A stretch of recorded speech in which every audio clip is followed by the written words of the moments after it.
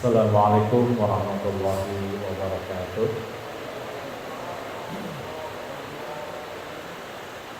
Alhamdulillahirabbil alamin. Shalatu wassalamu ala asyrofil anbiya'i wal mursalin wa ala alihi wa sahbihi ajma'in. Asyhadu an la ilaha illallah wa asyhadu anna Muhammadar Rasulullah. Allahumma shalli ala sayyidina Muhammad wa ala ali Muhammad. Alhamdulillah, segala puji bagi Allah Subhanahu wa taala yang pada pagi hari ini masih memberikan kita kesempatan untuk sama-sama belajar di masjid ini, insyaallah. Walaupun cuacanya masyaallah luar biasa nih, dari bangun tadi sudah bahkan dari malam ya, sudah hujan. Alhamdulillah kita masih diberi kesehatan, nikmat mawangannya sehingga juga bisa hadir di tempat ini. Salawat dan salam semoga selalu tercurah dan terlimpah kepada Nabi Allah Muhammad sallallahu alaihi wasallam, pada keluarga beliau, kepada sahabat-sahabat beliau, dan semoga kita tergolong umatnya yang mendapatkan syafaat di yaumil akhir. Amin. Baik Bapak sekalian yang dirahmati Allah Subhanahu wa taala. Alhamdulillah, kemarin kita sudah membahas terkait dengan hukum ijarah secara umum. Nah, pagi hari ini insyaallah kita akan membahas ijarah terkait dengan ketenagakerjaan spesifik. Jadi kemarin itu kan ijarah ada secara umum ya, sudah dibahas, dan ada bentuk yang ketiga, itu yang terkait dengan ketenagakerjaan. Nah, sebelum kita masuk ke fokus ketenagakerjaan, insyaallah kita sedikit mengulang terkait dengan definisi secara umum ya. Baik, bahwa yang disebut dengan ijarah adalah fisaqi fal ijaratu dia aqdun ala manfaati bi'iwad. Jadi secara syar'i ijarah adalah akad atas manfaat dengan pengganti kompensasi atau iwad. Jadi pertukaran antara manfaat dengan pengganti atau kompensasi atau uang. Nah, dari sini maka ada jenis-jenis ijarah yang kemarin sudah kita bahas. Yang pertama adalah ijarah untuk manfaat benda. Misalnya sewa menyewa benda, penyewaan mobil, rental komputer, rental AC, sewa rumah, kontrak rumah dan lain-lain. Itu manfaat atas benda. Nah, yang kedua yang sudah dibahas juga terkait dengan manfaat perbuatan. Misalnya jasa seorang arsitek, seorang dokter, seorang bimbingan belajar, kursus menyetir dan lain-lain, itu maksudnya manfaat karena perbuatannya, karena perbuatannya. Jadi karena keahlian. Nah, yang terakhir adalah ijarah karena manfaat orang, manfaat irang atau ijaratul ajir, yang biasanya terkait dengan masalah pegawai. Jadi ada pegawai, karyawan, pembantu rumah tangga, buruh semuanya ini nanti masuk bab ketiga, yaitu terkait dengan ijarah manfaat orang. Nah, insyaallah pagi hari ini kita akan membahas terkait yang ketiga ini. Jadi bagaimana Islam itu memandang atau menghukumi atau mengatur terkait dengan ijarah ajir tadi ya. Jadi terkait dengan pekerjaan seseorang. Dimana ketika kita bicara Islam sebagai rahmatan lil alamin, tentu Islam punya semua aturan terkait dengan semua hal ya. Maka dari itu ketika bicara ketenagakerjaan pun di Islam juga ada aturan-aturannya. Yang itu mungkin nanti yang di sini Bapak sekalian yang masih dalam ikatan pekerjaan cek, ataupun yang mungkin di rumahnya ada asisten rumah tangga ya, atau pembantu gitu. Nah, ini mungkin nanti prakteknya secara nyata nanti bisa dibahas bareng-bareng di sini. Nah, Terkait dengan rukun, insya Allah rukun ijarah masih sama secara umum. Ya, yang pertama adalah al-aqidani atau subjeknya. Siapa yang disebut subjek di dalam ijarah ini? Yaitu dua pihak yang melakukan akad, yaitu yang melakukan penyewaan atau mustajir dan yang disewa pekerjaannya atau ajir. Jadi kalau di dalam Islam si penyewa atau juragan atau bosnya disebut dengan mustajir, dan yang pegawainya atau pekerjanya disebut dengan ajir atau muajir. Nah, secara umum al-aqidani itu masih sama ya syarat-syaratnya. Kemudian yang kedua adalah al-mauqud ilaihi, objek akad. Yang kemudian dibahas secara detail nanti adalah objek akad ya. Itu apa? Satu manfaatnya ya, pekerjaan-pekerjaannya itu. Yang kedua adalah upahnya. Berapa sistem pengupahan di dalam Islam ya. Yang ketiga tentu adalah sigot ya, itu apa saja yang menunjukkan ijab dan qabul perkataan maupun perbuatan. Nah, kalau syarat al-aqidani, syarat pelakunya itu masih sama ya, ada setidaknya ada 4. Yang pertama harus balik ya, atau mumayyiz ya, minimal mumayyiz ya, harus balik. Jadi kalau yang belum balik belum boleh ya untuk pekerjaan. Yang kedua harus berakal ya, tidak gila, tidak mabuk ya, itu tidak boleh. Kalau akalnya kurang ya tidak bisa melakukan transaksi akad, atau lemah secara akalnya ya, secara lemah. Jadi tidak gila ya, normal tetapi lemah ya, ada kekurangan. Nah itu juga tidak boleh. Kemudian yang ketiga merdeka, artinya bukan budak. Jadi kalau pekerja, pegawai itu tidak boleh berasal dari budak. Jadi misalkan ada orang punya budak, kemudian budaknya disuruh kerja, nah ini nggak boleh ya. Ya walaupun hari ini mungkin tidak ada budak ya, tetapi wallahu alam karena ini adalah syariat ya, suatu saat bisa jadi ada lagi ya.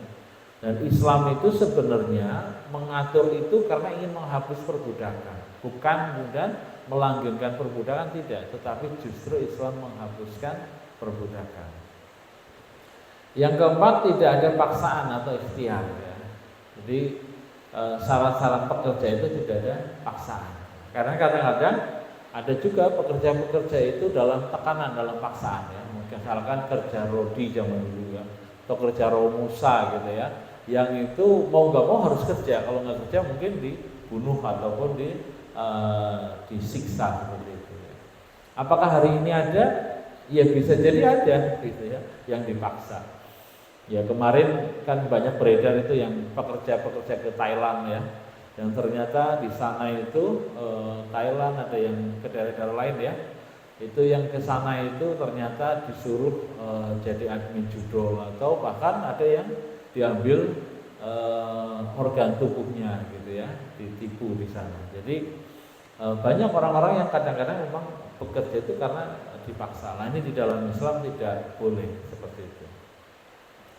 Nah kemudian kalau syarat manfaat masih sama, manfaat itu harus mubah, kemudian maklum atau jelas, kemudian harus dapat diserah terimakan.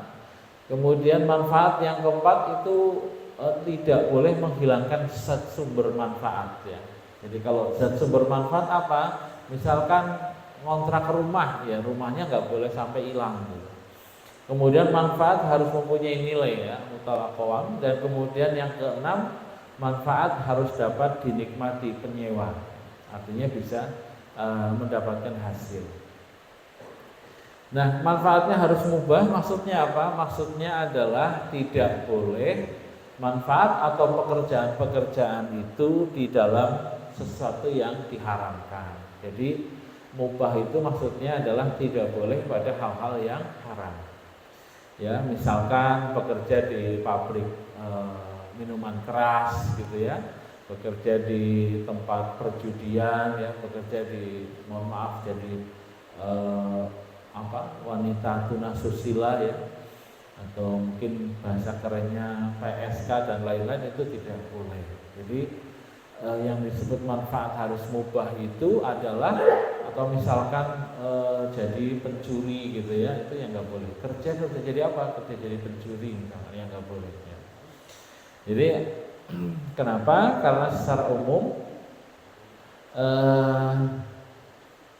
dalilnya adalah bahwa akan mempekerjakan seseorang dalam perkara maksiat hukumnya haram ya, kaidah fikih ya. Memang ini kaidah fikih, ilal wasilatul haram.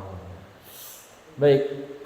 Yang kedua, manfaat itu harus maklum. Apa itu maklum? Yaitu manfaat itu harus jelas, tidak boleh majhul, tidak boleh samar.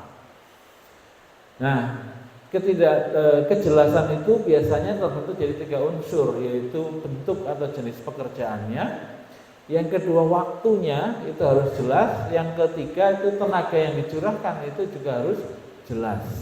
Jadi manfaat itu tidak boleh abu-abu. Misal pegawai rumah tangga atau asisten rumah tangga atau pembantu rumah tangga, itu juga harus jelas, ada jam kerjanya ya, harus disepakati dulu.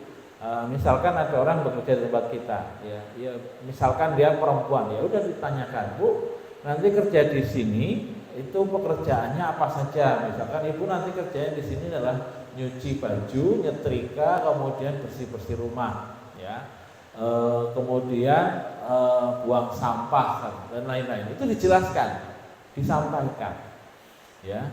Dan ibu tidak termasuk misalkan ngasuh anak misalkan, karena nanti ada pembantu satu lagi yang khusus ngasuh anak misalkan. Nah itu jelas ya. Maka ketika nanti ada pekerjaan-pekerjaan yang di luar dari akad di awal, itu pekerja boleh untuk menolak ya. Misalkan dia tadi disuruhnya masak, nyuci baju, nyetrika, kemudian bersih-bersih rumah ya. Ternyata kemudian disuruh belanja juga ke warung. Nah, itu kalau kemudian tidak disebutkan di awal, itu boleh ditolak. Bu, mohon maaf gitu ya. Pak, mohon maaf, pekerjaan saya hanya ini ya. Selain ini tidak termasuk pekerjaan saya. Tapi kemudian kalau misalkan majikannya bilang, ya minta tolonglah, ya sudah, kalau minta tolong saya bantu ya. Atau tidak bisa, saya lagi sibuk misalkan, ya boleh menolak ya ketika itu di luar pekerjaannya ya. Termasuk juga karyawan itu juga job desk-nya harus jelas. Dia bagian apa? Bagian marketing kah? Bagian finance kah? Bagian produksi kah? Ya.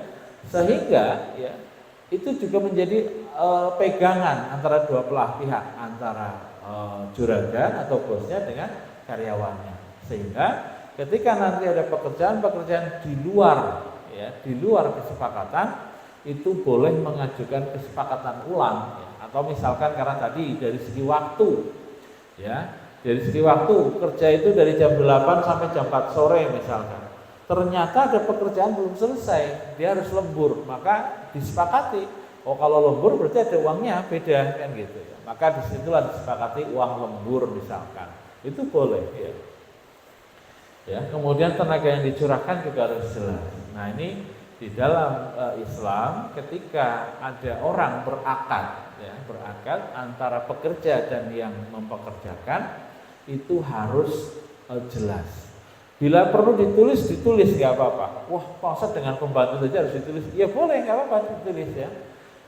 Kenapa? Karena di Islam itu akad itu tuh saling melindungi, baik melindungi bosnya maupun melindungi karyawan. Bisa jadi yang dilindungi bosnya, misalkan ada karyawan yang tidak menunaikan kewajiban, ya, bisa jadi kan begitu ya. Dari situ maka karyawan itu harus tanggung jawab misalkan, atau karyawan dilindungi dari bosnya ya, agar tadi pekerjaan-pekerjaan yang di luar kesepakatan kemudian harus dikerjakan. Terus gimana kalau saling tolong menolong? Ya boleh kalau saling tolong menolong, tetapi itu harus sama-sama ikhlas karena tolong menolong gitu ya. Misalkan tadi ada di lembur tapi nggak dibayar misalkan ya.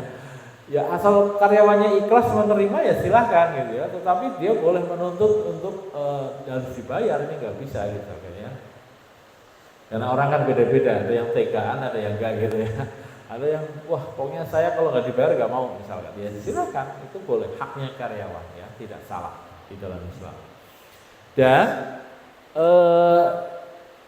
manfaat itu jangan pakai ilmu kebatinan. Ya. Jadi mohon maaf, kadang-kadang ada karyawan-karyawan yang dia itu ngerasa grundel, ya. Grundel tahu bahasa Jawa, ya. Dia itu berkeluh kesah. Wah, saya ini disuruh kerja macam-macam padahal bukan kerjaan saya gitu ya. Grundel aja di belakang. Itu nggak usah. Jadi di dalam Islam yang dihukumi itu zahir aja. Jadi kalau ada karyawan merasa keberatan, sampaikan kepada bosnya, nggak usah malu atau nggak enak gitu, karena ini akad ya, seperti orang jual beli itu harus jelas, harus tegas. Jadi kalau ada karyawan yang misalkan bekerja di luar ruang lingkupnya, kalau dia nggak setuju, sampaikan ya, ditolak saja nggak apa-apa gitu. Tapi kalau ada karyawan misalkan atau ada bos yang tadi nyuruhnya macam-macam di luar pekerjaan, tetapi karyawan hanya grundel aja di belakang, apakah bosnya dosa? Ya tidak dosa. Kenapa? Karena karyawan tadi tidak mengajukan komplain, tidak mengajukan keberatan dengan bosnya. Ya. Selama itu tidak diajukan, ya, tidak disampaikan, tidak terjadi kesepakatan, ya, maka ya itu tidak menjadi dosa bagi bosnya. Ya. Maka dari itu pentingnya kontrak atau tenaga kerjaan itu harus jelas job desk-nya itu untuk melindungi baik karyawannya maupun bosnya. Nah, kemudian nanti setidaknya 3 hal inilah yang nanti kalau di dalam Islam akan menjadi dasar untuk kontrak tenaga kerja. Jadi kalau di dalam Islam itu juga mengenal adanya kontrak tenaga kerja ya. Jadi kalau ada orang bekerja pada kita harus ada kontrak yang jelas ya, yang jelas. Walaupun tidak mesti harus ditulis, tetapi ada omongan yang jelas. Misal ada orang yang kemudian tukang yang kemudian bekerja di rumah. Itu kan kalau dia sistemnya harian berarti dia karyawan ya, yang kemudian harus diperjelas ya. Perjelas dari segi tadi dari segi pekerjaannya, misalkan bangun rumah ya, rumah yang bagaimana sesuai dengan gambar dan segala macam gitu ya. Kemudian waktunya juga berangkat jam berapa, pulang jam berapa, itu harus jelas. Jangan sampai bosnya grundel ya, yang punya rumah grundel, ini kok baru jam 3 sudah beres-beres. Padahal karena di awal tidak dibicarakan gitu. Nah ini kurang bagusnya di situ. Jadi lebih baik dibicarakan di awal. Ini kerja ini dari jam berapa sampai jam berapa nih Pak gitu. Oh, saya itu senangnya kerja dari pagi Pak. Saya pokoknya jam 7 sudah mulai kerja. Oke, berarti saya pulangnya jam 4 gitu. Karena jam 7 sudah mulai kerja. Nanti istirahat jam 12 sampai jam 1 misalkan. Jadi sepakati saja. Atau karena rumah saya jauh, saya mulai jam 8, pulangnya jam 5 sore misalkan. Ya itu disepakati saja. Nah, sehingga tadi ya ada kejelasan. Jadi nanti ini masuk ke dalam rumusan kontrak tenaga kerja. Dan maka di dalam pembuatan akad itu harus berisi klausul-klausul yang jelas, maklum, itu jelas. Dan dapat dipahami oleh kedua belah pihak. Kemudian dalam membuat akad kontrak kerja tidak boleh mengandung klausul-klausul yang belum jelas atau majhul ya. Misal soal gaji, Pak gaji saya berapa? Ya nantilah, pokoknya gampang kamu dapat bayaran. Nah itu nggak boleh. Ya. Terus bayarannya berapa? Ya nggak jelas. Nah ini nggak boleh. Untuk penentuan akad kontrak kerja yang maklum atau jelas paling tidak ada 4 unsur yang harus diketahui dan disepakati oleh kedua belah pihak ya. 4 unsur itu apa saja? Yang pertama adalah jenis pekerjaan, yang kedua adalah waktu, masa atau batasan kerja, yang ketiga adalah tenaga yang dicurahkan, dan yang keempat adalah upahnya. Itu setidaknya 4 hal ini harus masuk di dalam kontrak tenaga kerja. Jenis yang pertama yaitu jenis pekerjaan. Ya. Jenis pekerjaan harus jelas spesifikasinya. Ya. Spesifikasinya jelas, pekerjaannya apa, dia di bagian apa, ya, mengerjakan apa, itu jelas. Ya. Jadi jangan abu-abu ya. Pekerjaan pokoknya bantu saya, bantunya apa gitu ya. Itu gak jelas. Kemudian yang kedua, jenis pekerjaan tidak boleh terlalu umum sehingga menimbulkan bias. Contoh tadi, pekerjaan apa? Pembantu rumah tangga. Kerjaannya pokoknya semua. Nah, itu kan nggak jelas ya, nggak jelas. Nah, sebaiknya maka pekerjaan itu diperjelas. Ya tadi misalkan pekerjaannya hanya menyuci baju, nyetrika dan beres-beres rumah, termasuk masak misalkan ya. Atau tidak termasuk masak misalkan, hanya nyuci baju dan beres-beres rumah karena keluarganya, anggota keluarganya banyak, rumahnya besar sehingga kalau ngerjain yang lain udah nggak sanggup misalkan ya. Nanti yang masak beda orang ya.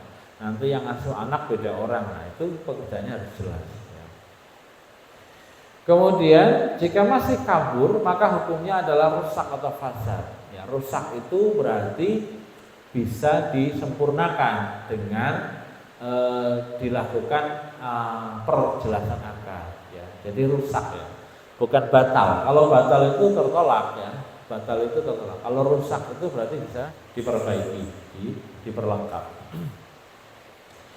Dan kemudian seorang pekerja diharapkan akan dapat mengukur kemampuan dan kesanggupannya dalam melaksanakan tugasnya ya. Jadi tadi ketika sudah diperjelas job desk-nya, maka kan pekerja akan menerima, oh siapa saya terima pekerjaan-pekerjaan ini ya, karena sudah tahu pekerjaannya ini dan ini ya. Misalkan supir pribadi, misalnya jelas. Nanti tugas kamu adalah menyiapkan kendaraan, jadi pagi-pagi kamu harus ngecek dulu kendaraannya bagus apa tidak ya, manasin kendaraan, misalkan kalau kotor ya tolong dilap dulu misalkan ya, itu harus jelas. Kalau tidak termasuk di dalam pembahasan itu ya, kalau misalkan mobilnya masih kotor ya, ya tidak perlu dikomplain ke sopirnya karena memang tidak disebutkan di awal gitu ya. Kemudian nanti kamu tugasnya nyupir dari jam sekian sampai jam sekian dan kemudian nanti bisa jadi kamu harus ke bengkel kalau mobilnya perlu perawatan misalkan. Nah itu disampaikan dengan jelas. Nah kemudian sehingga tadi supir itu bisa menghitung, oh iya saya sanggup gitu. Oh iya saya nggak sanggup pak kalau harus pagi-pagi nyuci mobil misalkan, waktu saya nggak cukup kalau harus berangkat pagi-pagi harus nyuci dulu misalkan. Nah, itu bisa ditolak di awal ya. Maka jika majikan atau memberi pekerjaan di luar tugasnya, pekerja bisa menolaknya atau meminta tambahan kompensasi. Jadi kalau tadi ada pekerjaan-pekerjaan yang di luar kesepakatan, itu pekerja boleh menolak atau kalau tidak menolak menambah kompensasi. Boleh pak, saya kerjakan tapi ada uangnya gitu ya, ada tambahannya ini gitu ya. Nah, kecuali jika itu hanya bersifat tolong menolong maka tidak perlu ada kompensasi tambahan. Kecuali tadi si pekerja ya udahlah atau majikannya minta tolong ya. Dan pekerjanya mau, oh ya pak nanti saya kerjakan. Nah tetapi ini di dalam hal-hal yang disepakati di awal ya. Dan ini sifatnya antara pegawai dengan majikan ya, bukan yang lain. Nah yang kedua adalah masa kerja atau waktu ya. Ketentuan masa atau batasan kerja dalam akad ijarah itu ada 3. Yang pertama kontrak yang hanya perlu menyebutkan takaran pekerjaan saja tanpa harus menyebutkan masa kerjanya ya. Misalkan saja membuat baju model tertentu. Nah ini kalau ini tidak menyebut waktu ya. Ada pekerjaan-pekerjaan memang yang tidak menyebut waktu ya. Jadi misalkan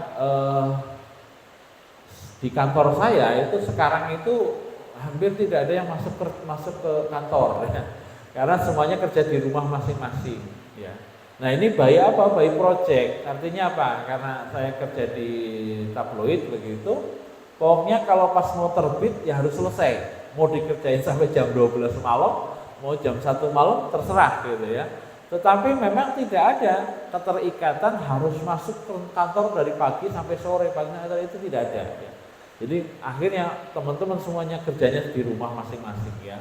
Bahkan kerjanya antar kota ya, jadi desainernya di Jogja gitu ya, redakturnya ada yang di Jakarta, ada yang di Bogor ya, ada yang di Kalimantan, wartawannya itu bisa mengerjakan, bisa. Kalau zaman sekarang kan pakai teknologi ya, pakai handphone, pakai ini sudah bisa dikerjakan. Nah, itu memang tidak ada ikatan waktu, jadi mau dikerjain pagi, siang, sore, malam ya silahkan gitu. Yang penting pekerjaannya selesai gitu. Jadi yang jadi ukuran adalah pekerjaannya. Jadi pokoknya yang penting beres pekerjaannya. Ya. Jadi istilah kata kalau mungkin pekerjaan itu borongan, ya. Pokoknya misalkan bangun masang keramik gitu ya. Pokoknya ini 60 meter persegi harus selesai, terserah mau dikerjain pagi, siang, malam, yang penting selesai gitu ya. Kita taunya beres. Harganya sesuai dengan jumlah pekerjaan. Misalkan hitungnya hanya 60 meter persegi kali misalkan 50.000, biasa 3 juta, pokoknya biayanya segitu. Yang kedua, kontrak kerja yang hanya menyebutkan masa kerjanya, ya, tetapi tidak menentukan takaran kerjanya. Misalnya ada pegawai yang kerja, pokoknya kamu kerja berangkat ke kantor, masuk jam 8, pulang jam 4 sore, udah itu saja. Mau jadi maka kalau yang orang-orang seperti ini ya dia harus hadir di kantor sesuai dengan kesepakatan, nggak boleh misalkan dia menunda gitu ya, suka terlambat atau pulangnya duluan gitu ya, mohon maaf ya. Mungkin pekerjaan-pekerjaan seperti pegawai negeri ASN ini ya, kan terikat dengan waktu ya, dari pagi sampai sore, bahkan ada sekarang pakai model fingerprint kan sampai jelas, jadi harus dia berangkat jam berapa, pulang berapa. Kalau dia telat bisa dipotong denda, ya didenda ya, karena tidak sesuai dengan pekerjaan.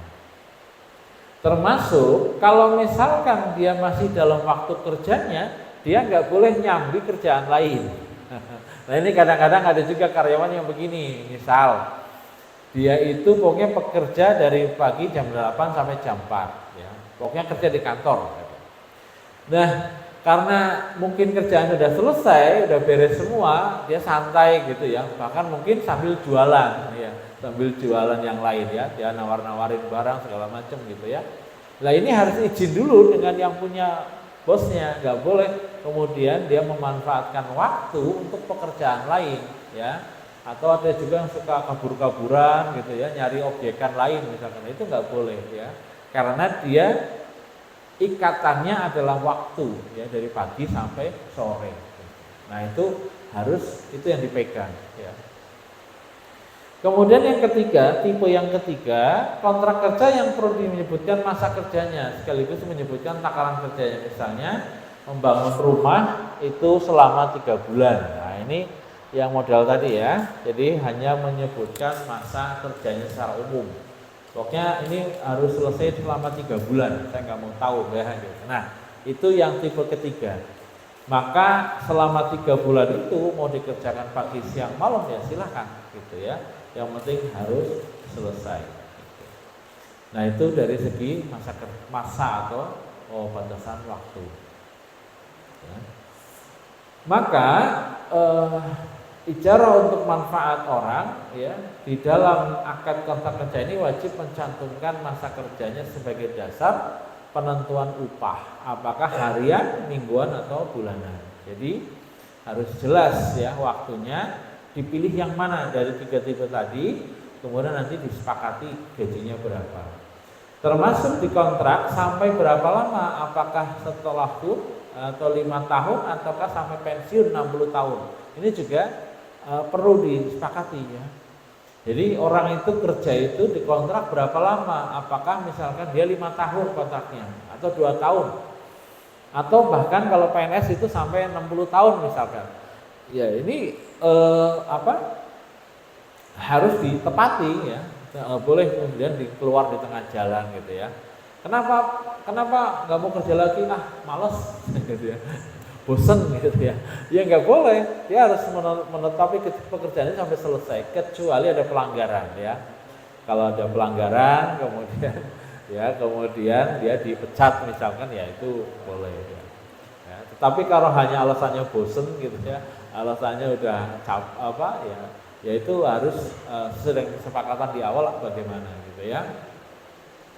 Termasuk misalkan ada orang yang sudah dikontrak 2 tahun, baru setahun ngilang gitu ya, tiba-tiba hilang aja gitu. Ada yang seperti itu. Nah itu nggak boleh ya, harus ada kejelasan. Nah, sebab jika masa kerja tidak disebutkan dalam akad kontrak tersebut, maka akan menimbulkan ketidakjelasan atau majhul dalam akad kontraknya, dan ini diharamkan. Ya. Jadi seperti misalkan jadi pembantu rumah tangga, ya harus disampaikan, Bu, nanti kita akadnya 5 tahun ya, Ibu nanti di sini selama 5 tahun. Atau misalkan disebutkan, Bu, ini masa percobaan 3 bulan, kan gitu ya disebutkan. Kalau nanti pekerjaannya bagus, baik, saya suka, kita lanjutkan pekerjaannya, kita lanjutkan kontrak gitu ya. Nah itu boleh seperti itu, tetapi jelas ya, jelas ada batasan waktunya. Ya. Yang ketiga, tenaga yang dicurahkan.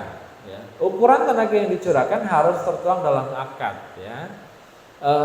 Untuk memudahkan yang mendekati batasan tersebut dapat digunakan pendekatan hitungan jam kerja misalnya. Ya. Jadi tenaga yang dicurahkan itu apa? Ya misalkan menggunakan jam kerja. Sehingga pembatasan jam kerja ini dapat dijadikan sebagai ukuran yang jelas untuk menentukan besarnya tenaga yang harus dikeluarkan oleh seseorang, gitu ya. Jadi tenaga yang dicurahkan itu apa saja nih, ya. Misalkan di dalam pekerjaan itu, nah ini harus dituangkan secara jelas. Minimal banget ini adalah menggunakan pendekatan jam kerja. Ya. Misalkan kerjanya 8 jam sehari, gitu. Nah, itu harus kejelasan. Ya, tidak boleh kemudian waktu yang dicurahkan itu tidak jelas. Nah ini nanti biasanya beda sistem, beda pekerjaan ya. Nah yang terakhir adalah kompensasi atau ujroh ya, atau gaji. Gaji itu harus disebutkan di dalam akad tenaga kerjaan ya. Jika upahnya tidak jelas, maka akad kontraknya kerjanya tidak sah. Contoh upah tidak jelas misalkan adalah ada seseorang yang dikontrak untuk jualan. Ya. Misalkan ada orang ditawari, mau nggak kamu kerja sama saya jualan? Gitu ya. Upahnya berapa? Upahnya 10% dari 10% dari transaksi. Nah ini termasuk kategori yang tidak jelas, karena status dia adalah pekerja, bukan samsaro. Kalau dia samsaro atau makelar itu boleh dengan persentase ya. Tapi kalau dia adalah akadnya pegawai atau pekerja, maka dia tidak boleh digaji dengan persentase penjualan. Dia harus jelas. Misalkan saya digaji, kamu digaji sehari 100.000. Kenapa? Karena kalau digajinya dengan persentase menjadi kabur atau tidak jelas. Namanya orang jualan bisa jadi untung, bisa jadi tidak untung. Lah kalau misalkan ada orang dia sudah meluangkan waktu sehari untuk nungguin dagangan, misalkan dagang buah, dia udah nongkrong seharian nongkrong di kios buah, ternyata nggak ada satupun pembeli. Siapa yang merugi? Tentu pekerja. Kenapa? Karena dia akadnya persentase, maka nggak boleh. Ya, dia sudah mencurahkan tenaganya, tetapi tidak dibayar. Kenapa? Karena tidak ada transaksi misalnya. Maka upah itu tidak boleh hanya mendasarkan kepada persentase jualan. Ini termasuk yang tidak jelas. Maka upah itu harus jelas. Ini upah ya pegawai, bukan makelar. Kalau makelar beda cerita. Kenapa? Karena makelar itu tidak terikat dengan jam kerja, ya. Makelar itu mau kerja nggak kerja bukan urusan kita, kan gitu ya. Makelar itu kan hanya menjualkan, ya, dan dia tidak kena target, tidak terkena tidak harus masuk kerja, berangkat pagi pulang sore, enggak, gitu. Karena makelar. Tapi kalau ini pegawai atau pekerja, maka gajinya harus jelas, ada nominal yang jelas. Beda cerita kalau bonus. Nah ini memang beda kalau bonus. Tapi kalau gajinya itu harus tetap berapa gitu. Nah kalau nanti bonusnya beda atau uang makan beda ya. Karena kadang-kadang ada juga majikan yang pinter. Jadi gajinya misalkan gaji pokok 1 juta, uang makan sehari 100.000. Jadi sebenarnya kalau kamu masuk full 25 hari misalkan, maka 2,5 juta ditambah 1 juta, jadi gajinya 3,5. Tapi 3,5 itu dipotong harian dan dibayar harian dan bulanan. Jadi yang bulanannya itu 1 juta, yang hariannya 100.000, diistilahkan uang makan. Kenapa? Karena kalau kamu nggak masuk kerja, ya udah kamu nggak dapat uang makan, katanya gitu ya. Ini pinternya ngakalin majikannya. Tapi itu boleh, sah-sah saja, asal karyawannya setuju dan sepakat gitu. Ya, jadi ada majikan yang pinter. Kalau tuh karyawan bolos, ya nggak apa-apa, dia kan nggak dibayar, gitu. Ya. Tidak dikasih uang makan. Nah 4 hal ini harus jelas, upahnya itu harus jelas untuk akad pegawai pekerja ya. Terus bagaimana dasar penentuan upah kerja? Ini yang sering jadi masalah ya, sering jadi bahan demo berbulan berhari-hari ya. Ini kan kenapa? Karena nah ini nanti kita lihat ada perbedaan ya. Kalau menurut ekonomi kapitalis, upah kerja itu berdasarkan pada kebutuhan fisik minimum atau yang istilahkan UMR. Biasanya kalau orang-orang model ekonomi kapitalis ya, seperti di Indonesia, itu hitungan gaji itu berdasarkan UMR. Jadi dihitung kebutuhan seseorang untuk hidup sebulan itu berapa, gitu ya. Misalkan di Jakarta untuk kontrak sekian 1 juta misalkan, untuk makan misalkan 3 juta, kemudian untuk kebutuhan ini itu segala macam dihitung, akhirnya keluar angka 5 juta misalkan. Nah itu UMR seperti itu ya, itu model secara kapitalis. Kalau sosialis bagaimana? Kalau sosialis itu biasanya dinilai menggunakan nilai jam kerja ya, biasanya begitu. Kan negara-negara di luar sana biasanya dihitungnya itu jam kerja. Jadi sehari kerja berapa jam dikalikan nilainya berapa gitu. Nah, kalau di Islam itu beda ya. Upah itu didasarkan kepada manfaat ya. Maksudnya apa?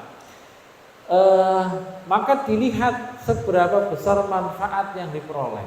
Misal di satu kantor itu kan tentu divisinya macam-macam. Ada bagian misalkan ada bagian produksi, ada bagian marketing, ada sales dan segala macam.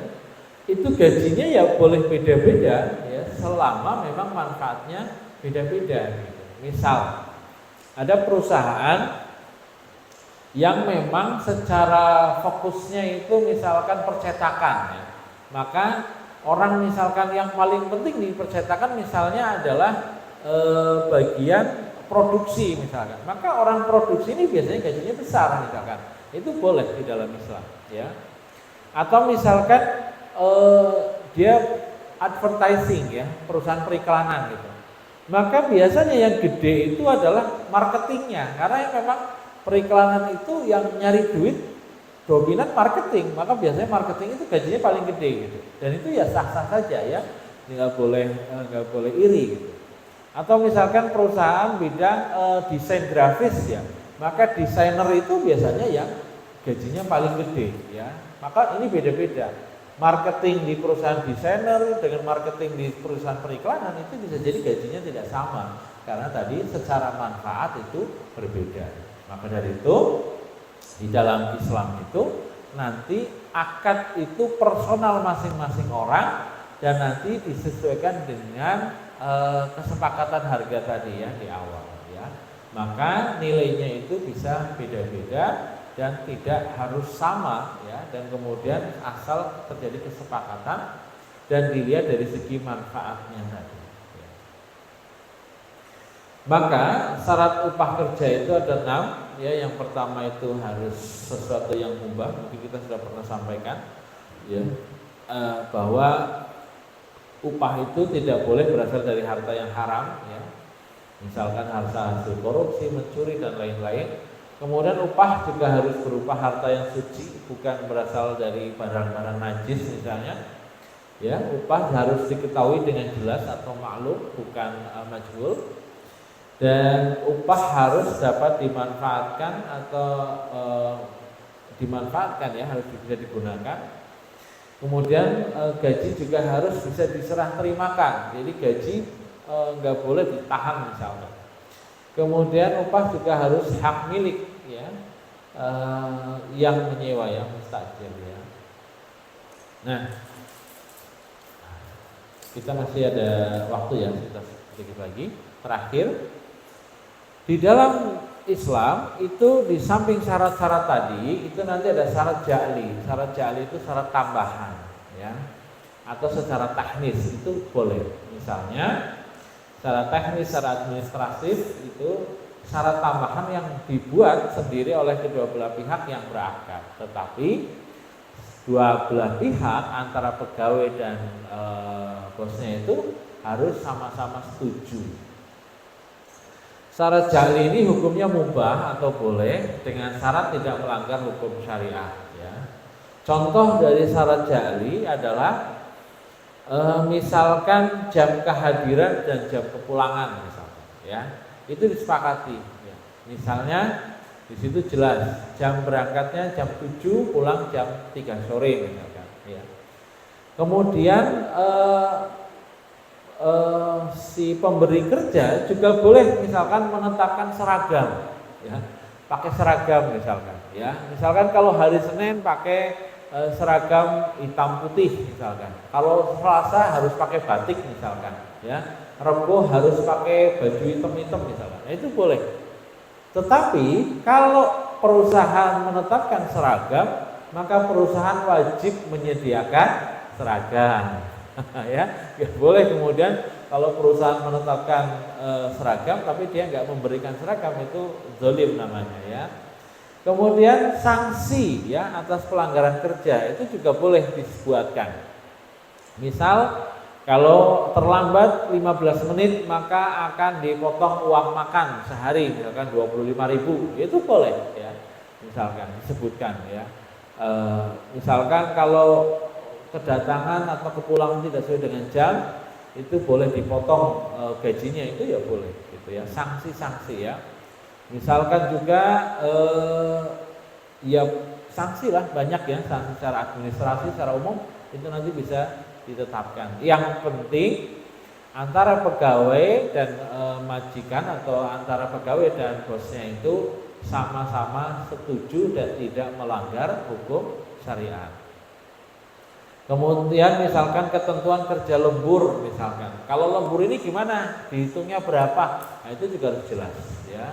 Bahkan kalau sampai kuli bangunan saja itu kalau lembur itu akan dihitung ya. Jadi dulu pernah ada teman saya itu mandor gitu ya. Dia detail banget. Jadi kalau misalkan mau lembur itu perjanjian. Ini nanti malam karena kita mau ngecor kita lembur ya 2 jam misalnya. Nanti 2 jam itu gajinya 50.000 misalkan. Ya itu disepakati gitu ya. Dan nanti kesepakatan jam berapa lemburnya, misalkan habis maghrib ya, dari jam 7 sampai jam 9 malam misalkan. Nah, itu disepakati. Nah, ini masuk namanya syarat ja'li dan itu boleh ya. Nah, syaratnya macam-macam boleh. Yang penting tidak menzolimi kedua belah pihak, dan yang kedua tidak melanggar hukum-hukum syariah. Ya, misalkan melanggar hukum syariah bagaimana? Ya, misalkan waktunya sholat tidak boleh sholat, nah itu berarti melanggar hukum syariah ya. Karena ada pekerjaan seperti itu ya.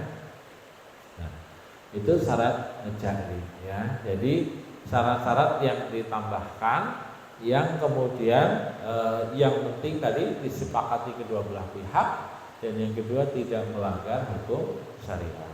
Baik.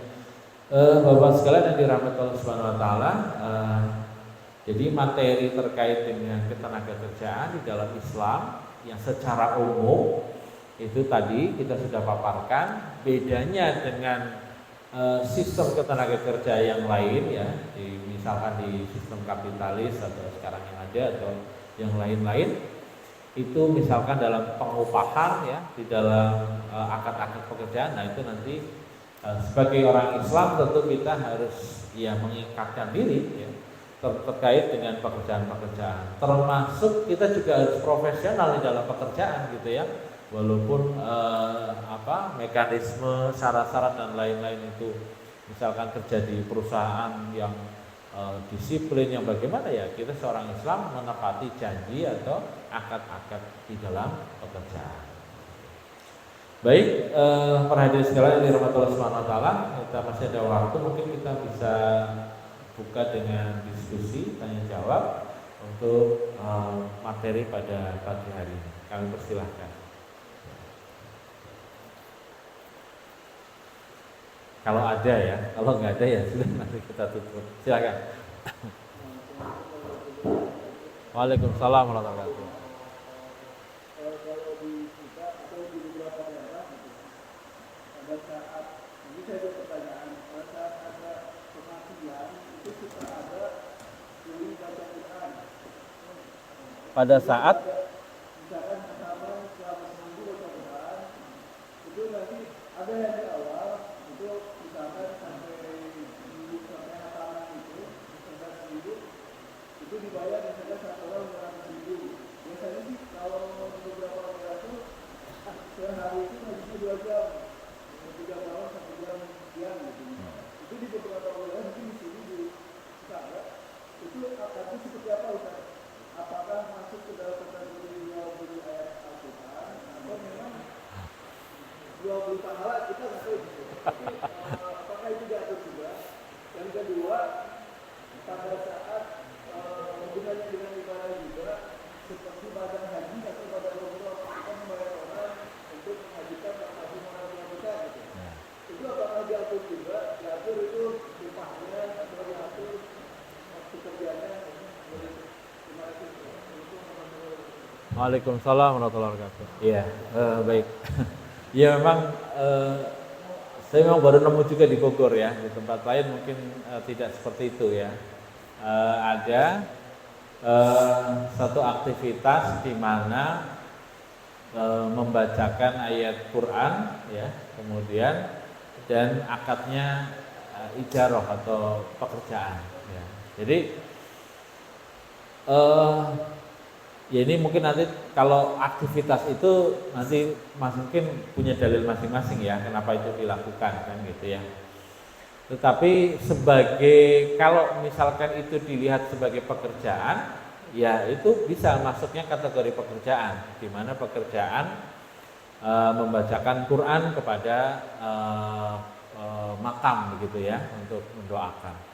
Sebenarnya kan yang disuruh untuk mendoakan kan sebenarnya keluarganya ya, ahli warisnya gitu ya, mendoakan. Dan tidak harus, kalau saya pribadi ya tidak harus di makam gitu, di rumah juga bisa kalau saya pribadi. Nah, tetapi mungkin kalau di sini para ustadznya, para kiainya punya pendapat sendiri, punya pegangan lah dalilnya. Saya yakin mungkin punya ya, karena kan nggak mungkin aktivitas tidak ada dalilnya ya.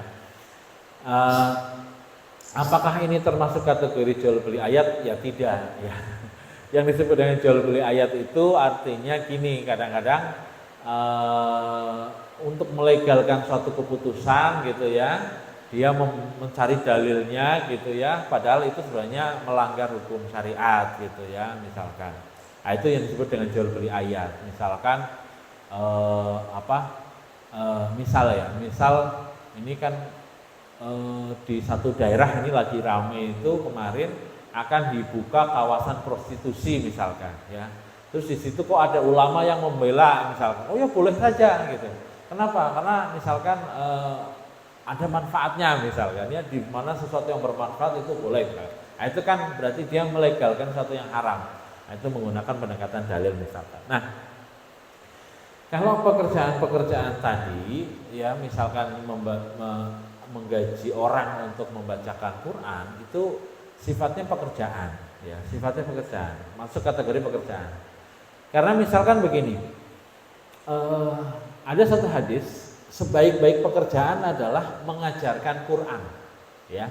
Jadi belajar ikro atau belajar tajwid, belajar qiraah itu boleh untuk dibayar ya, untuk menjadi pekerjaan itu boleh ya. Bahkan kata Rasulullah sebaik-baik pekerjaan adalah mengajarkan Quran. Jadi kalau ada guru ngaji ya kemudian dibayar itu sah.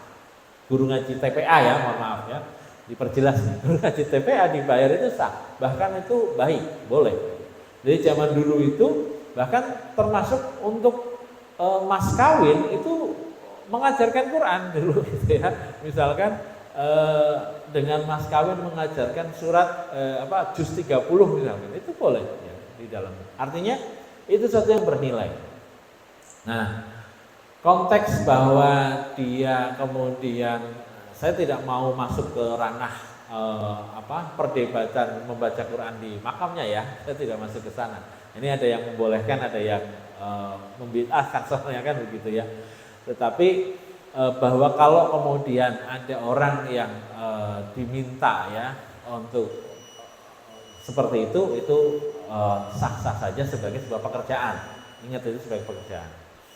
Kemudian yang kedua tadi soal badal umroh atau badal haji. Ya, badal umroh dan badal haji itu hukumnya boleh ya, tetapi memang ada syarat-syaratnya, nggak sembarangan ya. Kalau misalkan badal umroh atau badal haji, itu yang membadalkan itu sudah pernah haji. Nggak boleh dia belum pernah haji tiba-tiba nitip badal haji di sana, nggak boleh.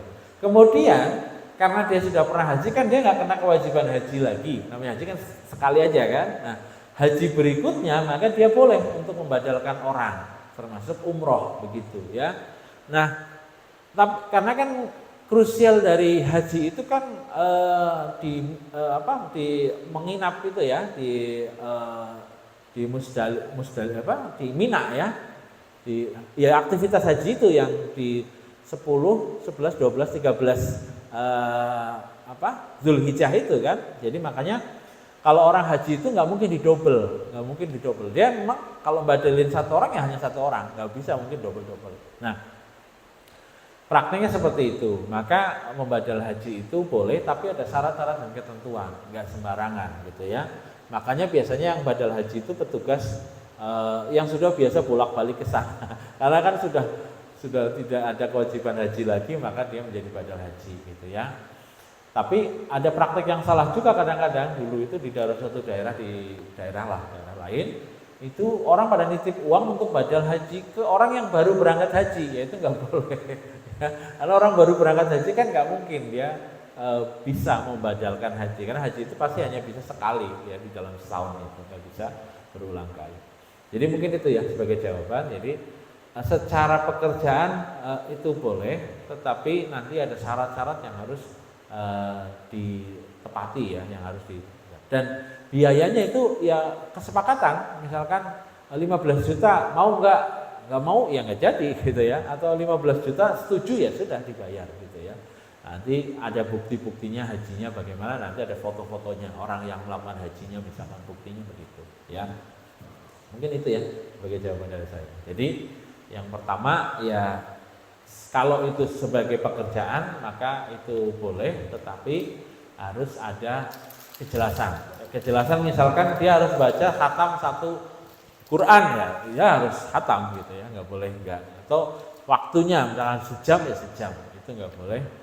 Dan pekerjaan-pekerjaan ini kalau nanti terkait dengan itu bisa jadi nggak bisa diwakilkan. Misalkan kalau saya mintanya Pak Ustadz ya harus dia yang melaksanakan, nggak boleh misalkan dijokiin, diwakilkan. Nah itu harus nggak boleh. Nah, mungkin itu ya. Tapi kalau perdebatan apakah boleh apa tidak baca Quran di kuburan, nanti persoalan fikih ini nanti lain ya. Tetapi kalau masuk dalam ranah sebagai pekerjaan, ya jawaban tadi seperti itu. Mungkin itu dari kami, karena ini sudah selesai waktunya ya. Nah, nanti kalau ada diskusi mungkin setelah acara ditutup saja, nanti kita ngobrol-ngobrol. Baik, apabila ada kekurangan, kekhilafan dari saya mohon maaf. Marilah kita tutup bersama dengan bacaan alhamdulillahirabbil alamin, istighfar, astagfirullahaladzim, dan penutup majelis subhanakallahumma wa bihamdika asyhadu an la ilaha illa anta astaghfiruka wa atubu ilaik. Atas kekurangan dan kekhilafan saya mohon maaf. Billahi taufiq wal hidayah. Assalamualaikum warahmatullahi wabarakatuh.